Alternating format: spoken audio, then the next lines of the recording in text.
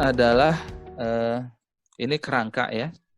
Jadi kalau kita bicara manajemen strategis, modelnya balance scorecard itu mulai dari paling atas visi, misi, value, ini 3 ya. Ini saling saling mengikat lah ya, mata uang yang sama. Kita masuk strategi. Balance scorecard membantu kita untuk yang ini sini.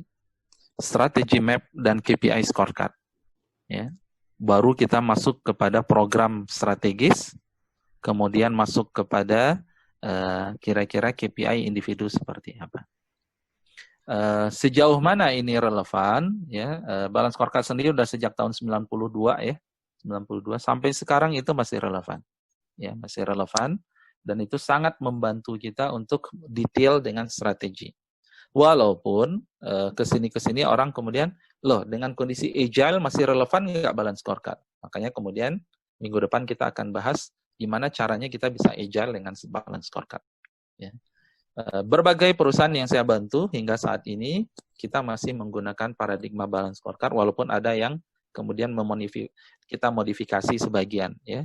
Modifikasi sebagian, tapi esensinya adalah tetap balance scorecard. Nanti kita lihat filosofisnya apa.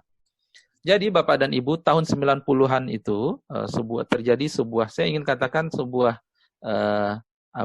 perubahan paradigma yang luar biasa dalam manajemen strategis. Itu adalah hasil dari observasi dari 2 orang yang mengusulkan balance scorecard, itu adalah Kaplan dan Norton ya. Jadi pada saat itu 90-an itu muncul pertanyaan besar, kenapa perusahaan-perusahaan yang pernah sukses ya dalam bisnisnya, dalam aspek ukuran finansial, itu kemudian tidak bertahan lama, kemudian jadi jatuh. Gitu ya. Ya saya ulangi ya. Jadi observasi hingga tahun 80-an itu, banyak perusahaan-perusahaan, oke, sekarang ini perusahaannya bagus nih. Ya. Keuntungannya besar, dilihat dari kemudian ukuran-ukuran finansial, ROI-nya ya, kemudian dilihat dari neracanya dan seterusnya, ya, ini bagus, gitu ya. Tapi kemudian beberapa tahun kemudian perusahaan itu anjlok, gitu ya. Maka kemudian Kaplan dan Norton yang keluar dengan balance scorecard mengatakan, kalau seperti itu kejadiannya, artinya ukuran-ukuran finansial tidak bisa kita jadikan sebagai patokan yang sifatnya prediktif untuk menilai suatu perusahaan ini akan tetap survive atau tidak. Oke ya, ini saya coba summary-kan nih, sekian chapter buku kira-kira isinya seperti itu lah. Ya. Sehingga perusahaan harus memiliki ukuran yang lebih komprehensif yang bisa kita jadikan sebagai prediktif atau dalam perencanaan bahwa perusahaan ini akan tetap survive ke depannya, akan tetap tumbuh, akan tetap berhasil. Makanya muncullah yang disebut dengan balance. Balance itu seimbang. Jadi tidak hanya ukuran finansial dong yang harus kita jadikan patokan, ya. Non finansial juga ada. Buktinya apa? Kebalikan dari fenomena tadi, ada beberapa perusahaan yang kemudian tidak begitu sukses di awal, gitu ya. Ukuran finansialnya biasa-biasa saja, tapi kemudian beberapa tahun kemudian dia bisa sukses, gitu ya. Berarti ini ada ukuran non finansial yang kemudian menunjukkan itu penting untuk diperhatikan. Apa itu ukuran non finansial? Ternyata ukuran non finansial itu bicara nanti terkait dengan maturitas proses bisnisnya, terkait dengan organisasinya, terkait dengan SDM-nya, gitu ya. Sehingga scorecard itu gambaran bahasa sederhana itu adalah rapor ya. Jadi kalau Bapak dan Ibu sekarang kalau punya anak yang masih kecil ya, itu sebenarnya filosofisnya sama. Makanya sekarang itu kita tidak lagi melihat, kalau zaman kita dulu rapor itu kan matematik, fisika, kimia, seterusnya. Cuman 10 rapor ya. Kalau sekarang anak-anak itu punya rapor portofolio. Nah, portofolio itu gambaran sederhana non-financial measures kira-kira, ya, non-financial ukuran. Ya. Jadi ada yang prediktif selain finansial, yang itu kemudian kalau ini bagus, maka kemudian finansialnya juga bagus. Sehingga ini yang kemudian harus diseimbangkan oleh perusahaan. Di perusahaan tidak boleh hanya membangun aspek finansial dalam kacamata jangka pendek, tapi juga harus membangun non-finansial yang membuat perusahaan itu bisa bertahan dalam jangka waktu yang lama. Inilah yang disebut dengan balance. Balance keseimbangan antara finansial dan non-finansial, balance antara internal dengan eksternal, balance antara short term dengan long term, balance antara yang disebut dengan leading indicators, leading itu proses, dan lagging indicators, lagging itu hasil. Gitu ya. Itu gambarannya kira-kira seperti itu. Ini buku, ya Bapak dan Ibu ada 4 buku, ya. Ada 5 harusnya, ada 1 lagi ya. Ini silahkan ya, kalau memang tertarik, ini yang harus dibaca, ya. Jadi menarik ini, ya. Yang dilakukan oleh Kaplan dan Norton ini yang saya ingin katakan mengubah paradigma manajemen strategik di dunia, ya. Dan kemudian dia juga membantu sekian ratus perusahaan di dunia untuk kemudian sukses dengan pendekatan balance scorecard-nya. Buku pertama tahun 96, ya, balance scorecard tadi saya katakan pertama kali itu dipublish oleh Kaplan dan Norton itu tahun 92 di Harvard Business Review, ya.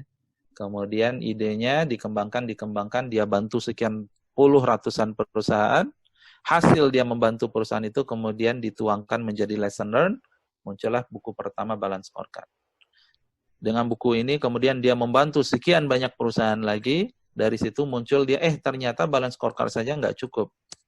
Balance scorecard perlu diseimbangkan dengan disebut dengan strategi focus organization.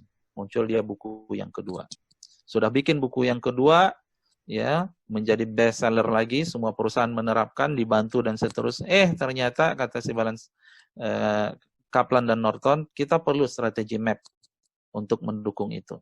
Bikin lagi, jadi inilah ya alignment execution premium. Jadi ada 5 buku ya. Alignment-nya saya nggak ada gambarnya di sini ya. Jadi sampai execution premium 2008. Jadi Bapak dan Ibu yang memang wilayahnya di manajemen strategis ya, menurut saya ini perlu baca biar kemudian bisa memaknai esensi dari balance scorecard itu apa gitu ya. Jadi keunggulan balance scorecard Bapak dan Ibu yang pertama adalah adanya permasalahan ukuran kinerja finansial yang ada pada perusahaan-perusahaan pada saat itu gitu ya. Jadi kalau saat ini juga kalau Bapak dan Ibu menilai perusahaan hanya basisnya neraca, maka kemudian kita bisa jadi akan tertipu karena itu belum menggambarkan the whole resource yang dimiliki oleh perusahaan gitu ya. Jadi ukuran kinerja finansial tidak terkait dengan strategi kinerja masa lalu dan tidak prediktif saya katakan tadi. Kemudian neraca dan seterusnya tidak memberikan dasar mengukur mengelola nilai yang diciptakan oleh aset yang tidak terwujud. Jadi ada yang disebut dengan intangible assets. Intangible asset itulah ternyata terkait dengan SDM, budaya, bagaimana kita mengelola proses bisnis dan seterusnya. Ini yang harus kita capture menjadi bagian dari bagaimana kita menumbuhkan itu dalam strategi pengembangan usaha kita. Ya, pengukuran kinerja ke dalam sistem manajemen kinerja, Jadi balance scorecard ini awalnya bicara terkait tentang yang disebut indikator kinerja dan pengukuran kinerja. Kemudian sudah masuk ke strategi focus organization dan strategi maps, dia sudah masuk kepada sistem manajemen kinerja. Kemudian bertransformasi menjadi sistem manajemen strategis. Ya, ini Bapak dan Ibu. Jadi saya ulangi lagi ya. Awalnya muncul jadi Kaplan dan Norton ini juga terus berkembang ya temuannya. Temuan yang pertama balance scorecard tahun 96 itu bicara terkait dengan indikator kinerja yang balance. Hanya itu. Jadi kalau perusahaan ingin sukses, maka kemudian indikator kinerjanya itu harus seimbang. Tapi kemudian ternyata kalau kita ingin sukses indikator kinerja ini terkait dengan sistem manajemen kinerja, masuk cascading dan seterusnya. Ya, kemudian sampai kepada ini ada strategi di sini, masuk dia kepada sistem manajemen strategis. Jadi apa itu balance scorecard? Balance scorecard tidak hanya bicara tentang ukuran kinerja, tapi dia menjadi tools dalam sistem manajemen strategis. Ya, tahap awal saya katakan tahun 90-an, tahun 96 tadi, pertahankan ukuran-ukuran keuangan, kemudian tambahkan ukuran-ukuran kinerja non keuangan sebagai driver lead indicator kinerja keuangan. Ya. Jadi ini tahap awal. Kemudian berkembang ya tahun 2000-an menjadi strategic management system. Ya. Jadi tidak hanya kemudian indikator performance management system, tapi menjadi strategic management system dengan 5 Ya, prinsipnya terjemahkan strategi menjadi langkah operasional. Ini nanti kita bahas sebut dengan peta strategi. Menjaga organisasi dalam planning perencanaannya, menjadikan strategi melekat pada pekerjaan setiap orang. Everyone talks about strategy. Kemudian menjadikan strategi sebagai proses berkelanjutan. Nanti terlihat dari bagaimana peta strategi itu tiap tahun ada, gitu ya. Dan kemudian sampai kepada change manajemennya seperti apa. Saya akan kasih contoh dulu ya. Bapak dan Ibu kalau bicara balance scorecard itu, biar kebayang dulu ya. Ini ujungnya ini kira-kira ya. Strategi, peta strategi yang disebut dengan strategi map. Ya, jadi kalau Bapak dan Ibu punya organisasi, punya perusahaan, kira-kira apa sih kelebihannya kita punya gambar seperti ini gitu ya.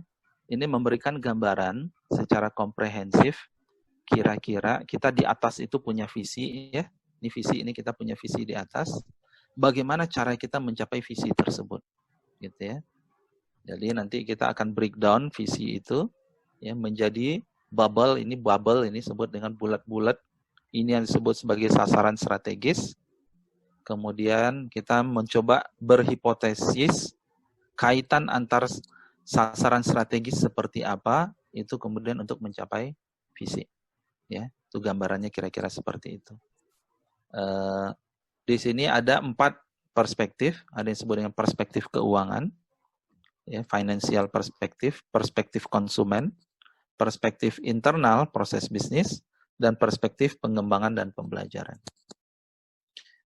Pengalaman saya, Bapak dan Ibu ya, kalau kemudian kita minta seorang leader ya presentasi, ya, Pak, coba Bapak presentasi terkait dengan strategi perusahaan Bapak dan Ibu, tapi saya minta presentasinya 5 menit, slide-nya cuma 1 halaman. Maka biasanya orang yang strategic thinking, pertanyaannya tadi ya, dia itu hanya akan memberikan peta strategi ini. Ya, dan itu saya banyak membantu ya, pejabat-pejabat. Ya. Jadi dia kemudian cukup dengan 1 halaman, dia sudah bisa 1 halaman ini menggambarkan sangat komprehensif ya perusahaannya mau kemana, organisasinya mau kemana, ya gambaran seperti itu. Ya. Nah, bagaimana cara membuatnya? Ini yang kemudian menjadi tantangan buat kita. Ya, 4 perspektif ini bagaimana kita bisa gabungkan terkait satu dengan yang lain sehingga kita kemudian bisa keluar dengan peta strategi. Semakin sederhana Bapak dan Ibu buat, ada juga yang bikinnya sangat kompleks ya, sangat kompleks, susah dibaca, itu menurut saya juga aneh juga gitu ya. Strategi itu kan sesuatu bahasa komunikasi ya. Kalau gitu mudah juga artinya kita mengerti kira-kira perusahaan kita akan kemana. Jadi ada 4 perspektif itu, menerjemahkannya itu adalah mulai paling atas. Nah ini nanti kalau ada yang bertanya ke saya ya, apa bedanya nanti saya bahas. Saya akan sampaikan dulu template-nya untuk bisnis, ya, organisasi bisnis. Template-nya kira-kira seperti ini. Ada penyesuaian terakhir untuk organisasi non-bisnis. Ya. Jadi kalau bisnis itu ada 4 perspektif. Perspektif pertama adalah keuangan. Jadi pertanyaan pertama adalah, tadi kita sudah punya visi. Pertanyaan pertama adalah, agar visi itu tercapai, maka kemudian secara ukuran finansial, kita itu sukses juga, bagaimana kita tampak di mata shareholder. Shareholder itu pemegang saham, donatur, gitu ya, atau ya pemegang saham. Gitu. Jadi kira-kira menurut pemegang saham, secara finansial itu kita sukses seperti apa? Gitu ya. Itu pasti bicara terkait dengan pangsa pasar, pasti terkait tentang profit, gitu ya, pasti terkait tentang peningkatan pertumbuhan bisnis, laba dan seterusnya. Gitu ya. Itu pertanyaan paling atas dan ini standar. Sebelum ada balance scorecard ini yang menjadi ukuran. Tapi dengan adanya balance scorecard muncul 3 perspektif tambahan. Sesudah itu masuk di bawahnya itu adalah perspektif finansial paling atas, di bawahnya adalah perspektif konsumen. Ada yang menulis konsumen, nanti kalau di nirlaba kita menulis stakeholders, gitu ya, stakeholders. Agar perspektif finansial itu bisa terwujud, bagaimana kita harus tampak di mata konsumen. Jadi konsumen yang harus kita tanya, bukan kita maunya apa. Kata konsumen, ya, kami harus puas, produknya harus unik, misalnya. Kemudian ya macam-macam lah, gitu ya. Jadi bagi konsumen seperti apa, ya, produknya itu harus murah dan seterusnya. Kemudian dari konsumen kita masuk nanti ke perspektif proses bisnis internal. Agar keinginan konsumen dan shareholder tadi bisa kita penuhi, proses bisnis apa yang kita harus kelola dengan luar biasa. Kita harus unggul di mana. Bapak dan Ibu, nanti minggu depan kita masuk kepada bisnis proses manajemen, ya. Jadi sekian banyak proses bisnis kita. Mana proses bisnis yang kita anggap strategis, dan kemudian itulah yang kita harus unggul. Kalau belum unggul saat ini, ya kita harus unggul di situ. Perbaiki maturitasnya, nanti kita bahas minggu depan, ya. Jadi jadi kalau balance scorecard ini cukup banyak yang sudah menggunakan. Tapi kalau bisnis proses manajemen, ya 5 tahun terakhir saya lihat di pengalaman di BUMN ini, kita di Indonesia masih kedodoran sebenarnya. Jadi minggu depan semoga kita bisa bahas itu, ya. Dan yang terakhir, pertanyaannya adalah, agar kemudian proses bisnis itu kita bisa unggul dan sustain, bagaimana kemudian kita bisa mengelola dari aspek pembelajaran dan pertumbuhannya. Itu terkait dengan SDM-nya seperti apa, teknologinya seperti apa, culture-nya seperti apa. Gitu ya. Nah, ini pertanyaan yang harus dijawab. Gitu ya. Dan kita akan menjawabnya nanti melalui sebuah yang disebut dengan peta strategi. Disebut dengan strategi map. Jadi strategi maps itu adalah bagaimana kita menjawab tadi 4 pertanyaan besar, kemudian mengkaitkannya itu menjadi sebuah hipotesis, sebuah bahasa strategi. A saya akan lakukan, kalau A saya lakukan, B-nya kemudian akan seperti ini, B itu akan, kalau saya lakukan seperti ini, maka kemudian C-nya apa, itulah yang disebut dengan hipotesis kita. Dan dia merupakan strategi, ya, bahasanya itu disebutnya strategi is the language, ya. Jadi ini yang akan kemudian kita terjemahkan menjadi langkah-langkah hubungan antara sasaran-sasaran strategis yang ada di organisasi kita. Nah, jangan khawatir Bapak dan Ibu, ya. Insya Allah ini nanti kita pandu, dan saya sangat mengharapkan Bapak dan Ibu kemudian bisa menggunakan, dan itu menjadi sebuah hal yang baru buat Bapak dan Ibu di organisasinya masing-masing. Ini contoh gambaran yang disebut dengan strategi is the language, ya. Jadi kita kaitkan nanti bagaimana, ya, satu sasaran strategis dengan sasaran strategis yang lain terkait, sampai mulai dari LG ini adalah learning and growth, ini pembelajaran dan pertumbuhan, internal, customer, dan financial, gitu ya. Ya, tapi kita harus jawab dari sini dulu tadi. Agar sukses secara finansial apa? Ini prosesnya trial and error. Kita pilih 1, 2, 3, 4, 5, tuliskan sebanyak-banyaknya. Saya kalau membantu perusahaan itu pakai kertas ini, flip chart, gitu ya. Masing-masing itu tempel. Nanti dari situ baru kita rangkai menjadi sebuah peta strategi. Ya. Nanti kita berikan beberapa contoh, ya. Ya. Nah ini tadi baru masuk ke besarnya kira-kira seperti ini. Jadi kalau ini contohnya, gitu ya, dia mengatakan bagi shareholder, pemilik saham, saya punya visi ini, visi 2000 sekian. Di mata shareholder, maka sukses secara finansial itu adalah keuntungan jangka panjang pemegang saham. Ini bisa dicapai kalau meningkatkan struktur biaya, meningkatkan pemanfaatan aset, memperluas peluang pendapatan, dan meningkatkan nilai konsumen. Agar harapan finansial ini tercapai, maka kemudian mereka harus meningkatkan kepuasan konsumen, harus dilakukan. Mulai dari produk jasanya dan jaringan. Gitu ya. Agar perspektif konsumen ini konsumen bisa puas, produk jasanya, kualitas harga, ketersediaannya bisa lebih baik, maka proses bisnis yang harus dikelolanya dengan cara unggul adalah proses operational management, proses manajemen konsumen, proses inovasi, proses regulasi dan sosial. Jadi fokus ke 4. Nah, ini yang saya agak susah biasanya, menjelaskan ini karena biasanya teman-teman itu semua proses itu ingin masuk di sini. Ya. Padahal dalam balance scorecard, peta strategi, kita fokus kepada proses-proses strategis, bukan hanya penting, tapi menurut kita penting itu kacamatanya adalah memang saat ini kita bermasalah di situ. Maka kemudian proses itu yang ingin kita tingkatkan kualitasnya. Gitu ya. Dari sini nanti kita harus diterjemahkan menjadi strategi fungsional nanti. Gitu ya. Gimana caranya saya meningkatkan proses operasional manajemen?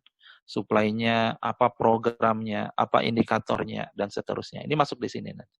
Saya ingin meningkatkan proses inovasi, apa, bagaimana caranya? Buat ini, buat itu, nanti indikatornya apa. Jadi setiap, ini namanya Bapak dan Ibu, sasaran strategis itu, nanti ada indikator-indikatornya.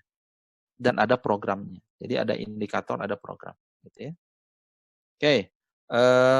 Baru kemudian, agar saya bisa melakukan perbaikan proses manajemen, operational manajemen, manajemen konsumen, proses inovasi ini bisa sustain dalam jangka waktu yang panjang, saya akan perbaiki SDM-nya, saya akan perbaiki modal informasinya, saya akan perbaiki sarana dan seterusnya. Sehingga inilah satu halaman yang akan menggambarkan 3 tahun ke depan organisasi atau perusahaan kita itu mau kemana. Gitu ya. Fokusnya akan di mana. Jadi sekali lagi, manajemen strategis kita bicara arah dan prioritas strategis kita 3 tahun ke depan itu ini loh. Gitu ya. Dan kalau Bapak dan Ibu sebagai top leader, satu halaman ini cukup menceritakan Bapak dan Ibu arah strategi prioritasnya akan kemana. Gitu ya. Tinggal bagaimana Bapak dan Ibu bisa menuliskan itu. Tadi kelebihan dari ini adalah dia merangkum strategi, dia memberikan hipotesis di atas visi, itu tercapai seperti apa. Ya. Khusus untuk BSC, untuk organisasi pemerintahan atau non-nirlaba, stakeholder di atas, karena kita tujuannya bukan making money, ya, making profit. Perspektif keuangan di samping. Jadi yang paling atas stakeholders, kemudian bisa internal, bisa langsung internal ya, boleh konsumen. Ini tidak harus ya, jadi kita bisa modifikasi. Sebenarnya yang penting jangan perspektif keuangannya paling atas. Perspektif pengembangan dan pembelajaran itu di bawah, gitu ya. Kemudian, nah ini nanti Bapak dan Ibu, TOS yang dilakukan itu bisa dijadikan input ya untuk kemudian Bapak dan Ibu menyusun peta strategi balance scorecard-nya. Jadi pilihan-pilihan di sini itu bisa menjadi, saya katakan tadi, pilihan untuk menjadi sasaran strategis di organisasi.